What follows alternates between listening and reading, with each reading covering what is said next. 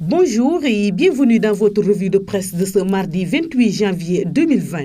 Plusieurs des journaux parvenus ce mardi au groupe Média du Sud s'émeuvent des meurtres notés ces derniers jours, dont le dernier cas concerne une femme assassinée à Guinaw Rail, une commune d'arrondissement de Pikine dans la grande banlieue dakaroise.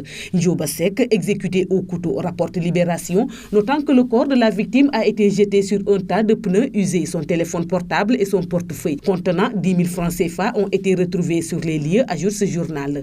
La victime, sortie répondre à un appel téléphonique, rentre en cercueil, souligne Source A. La police de Guinaw Rail a ouvert une enquête, mais déjà le père de son fils, avec qui elle entretenait des relations conflictuelles, est suspecté, écrit l'AS. Vox Populi, de sa part, affirme que Ndioba Seck a été égorgé, a arrêté Sips par des agresseurs. Célibataire et mère d'un enfant, elle a reçu 64 coups de couteau, assure une source médicale citée par l'Observateur.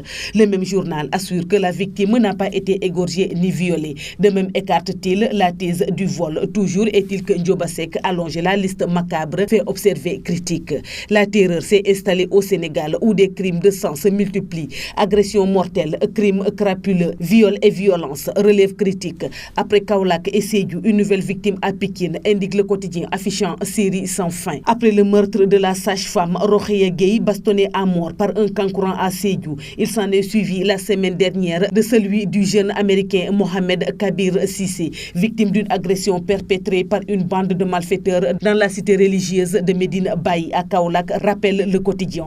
Série macabre, s'exclame sur le même sujet le quotidien Enquête, lequel signale à son tour que le meurtre de Ndioba Seck vient allonger la liste macabre des femmes assassinées ces derniers jours. L'année 2020 est partie pour être meurtrière. Elle risque de battre le record des années précédentes. Au premier mois de cette nouvelle année, plus d'une dizaine de meurtres sont enregistrés, sans compter ceux intervenus au dernier jour de cette précédente, indique Walf Quotidien. D'autres quotidiens s'intéressent d'abord et avant tout à la visite officielle que le président turc a entamée lundi soir au Sénégal, à l'image du Soleil qui titre les bons points de l'axe Dakar-Ankara. La visite de Recep Tayyip Erdogan, accompagnée d'une forte délégation d'hommes d'affaires, consacre l'embellie des relations entre les deux pays, écrit le quotidien national Le Soleil. Bienvenue au Turkestan, affiche le Témoin quotidien. Un brin ironique pour souligner que depuis 2012, la Turquie a capté les plus gros marchés d'infrastructures de notre pays, en particulier dans la nouvelle ville de Diamniadio, à la sortie de Dakar, dans le département de Rufisque.